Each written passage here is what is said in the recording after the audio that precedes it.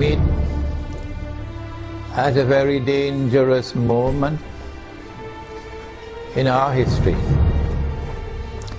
and in the history of the world to address you on the subject of implications of a Zionist Israeli attack on Iran, which now appears to be not only fairly certain, but also just around the corner. We say that Israel wants to attack Iran because Israel ultimately wants to rule the world. Because the Zionists want to rule the world. Because the Judeo-Christian Zionist European Alliance wants to deliver to the state of Israel the status of ruling state in the world. That's why we believe all these wars are taking place. And so this is why they want to attack Iran. You have the right to wage war against the people unjustly. And so an attack on Iran would be unjust war. But I want to say something more. To those who are beating the drums of war in the Arab world and who are looking forward to the attack on Iran, that you are beating the drums of unjust war. And when the attack takes place, you will be committing the same sin as supporters of the war, as those who are themselves perpetrating the war. And shame on you! Shame on you, we say to you, straight to your faces, from here in Malaysia, that if you support the attack on Iran, you are supporting unjust war. You are yourselves a party of dhulm. And Allah does not provide guidance to the people who commit dhulm. One of the reasons why many Arabs, not all Arabs, but many Arabs are beating the drums of war, looking forward to an attack on Iran, is because Iran is Shia. They hold the view that Shia are kuffar, and hence it is permissible to launch war on the kuffar, the disbelievers. How can you come to this conclusion that the Shia are kuffar? If the Shia are kuffar, then there must be some ijma' or consensus of opinion on that subject. That consensus has never been achieved in 1400 years. As a consequence, we say it is too late in the day now for you to come with any manufactured arguments declaring the Shia to be kuffar. The drum beating against the Shia and the attack which is about to be launched on Iran is located in a larger framework in which those who are waging war on Islam are seeking to do something that will function as a catalyst for creating Sunni-Shia civil war in the world of Islam. Sunni-Shia civil war would be something that would be massively beneficial for Israel. Number one, Sunni-Shia civil war will make Islam look negatively, a negative image in the world, at a moment when Islam is center stage in the attention of the whole world. Number two, Sunni-Shia civil war in Islam, Sunni versus Shia, would function as a diversion, diverting attention, both Muslim and non-Muslim attention, away from the plans of the Zionists to rule the world. Thirdly, Muslims fighting against themselves will obviously lead to a loss of power. Our power will decrease, and that will be strategically advantageous for Israel. War on Iran obviously is going to impact on the world economy. Number one, on the price of oil. not only because Iran is a major supplier of oil, but also because Iran is located in that basin that the Iranians call the Persian Gulf and the Arabs call the Arab Gulf, and they're still fighting over the words. The price of oil is going to shoot up because Iran can also block the Straits of Hormuz. You see, Iranian territory on this side and Oman on that side. It's not difficult for Iran to block the Straits of Hormuz and disrupt or the passage of oil tankers. So we can anticipate fairly confidently that the price of oil is going to escalate dramatically once the attack takes place. And the American government knows that. And that's why the American government does not want Iran to be attacked. Because the American government knows, and the Federal Reserve knows, and the bankers also know, that the US dollar is going to collapse. It will not survive an Israeli attack on Iran with the price of oil shooting up through the roof. And if the US dollar collapses, of course they're going to have to demonetize the US dollar. It will no longer be legal tender. They have to have something in place. They probably already have something to replace it, but at a fraction of its previous value. The American economy is going to collapse. Large numbers of white Americans are going to lose their wealth. And many of them are going to be listening to this lecture. There's going to be chaos in the United States when the economy collapses. There can be riots in the United States, and they're already anticipating that. And so an attack on Iran would lead to economic, financial, and monetary consequences that will be disastrous for the US economy. An attack on Iran can be launched simultaneously with an attack on Pakistan.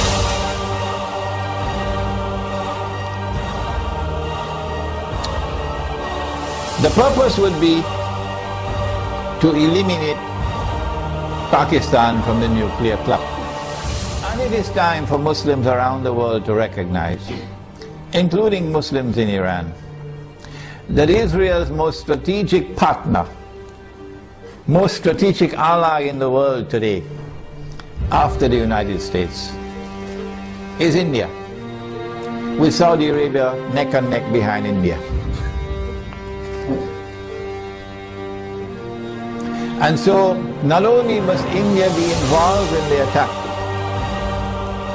but also when the attack takes place on Pakistan, and if it succeeds, then in the sequel it is India who must now control the region on Israel's behalf. The denuclearization of Pakistan and the breakup of Pakistan into bits and pieces will impact upon Muslims in the whole of that subcontinent in such a way as to bring about a state of demoralization and despair, and send shock waves to Muslims in the rest of the world.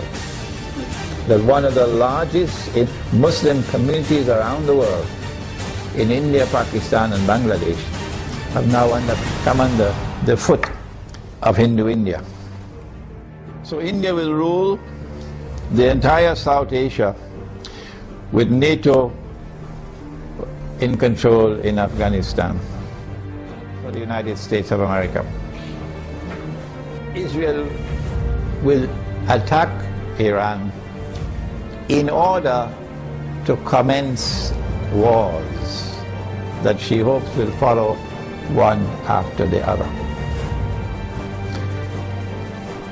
As soon as Israel attacks Iran, the first implication is that Iran is going to attack Iraq.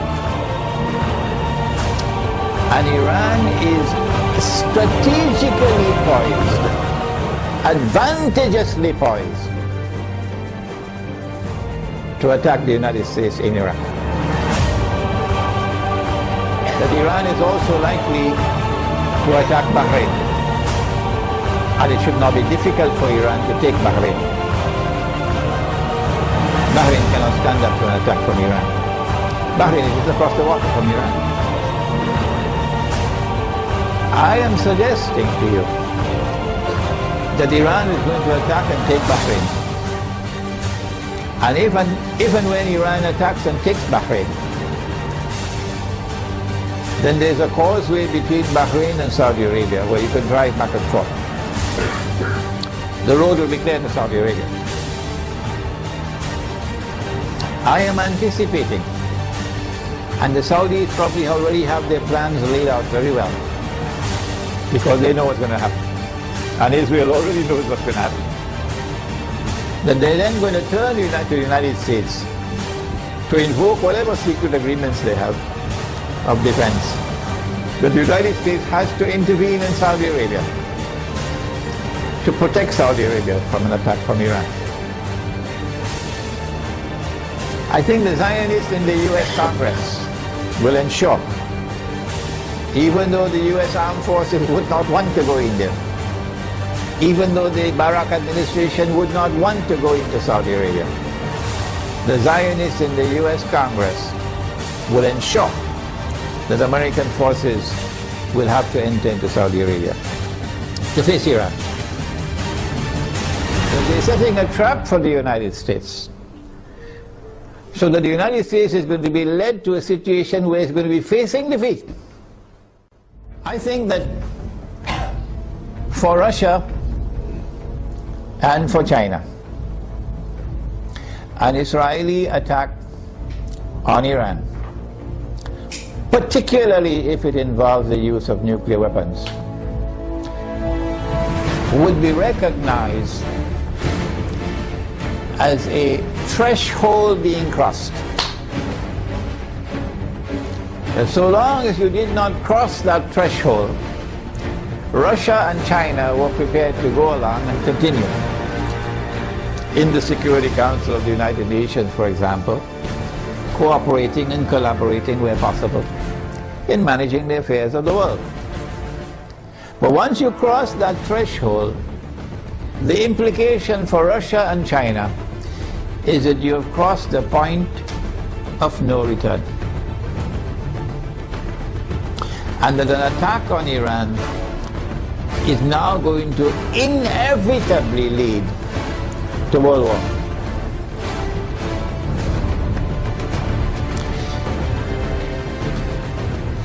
That after Iran and after Pakistan and after the Arabs, the Zionists are going to turn on China and Russia to make sure that China and Russia also bend down their knees and accept Israel, so that Israel can become the ruling state in the world.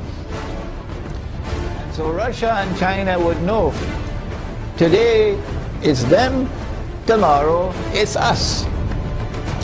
And they're not going to wait until tomorrow to recognize that. The minute Iran is attacked, they will recognize that the threshold has been crossed and that we are now moving inevitably towards nuclear war. Russia and China acted strangely on Libya. You remember? When the vote came to the Security Council, they abstained, knowing full well that if they abstain, the resolution will be carried, and that is the end of Gaddafi and end of the Libyan government. Why did they do that? I felt that perhaps they knew what the plan was,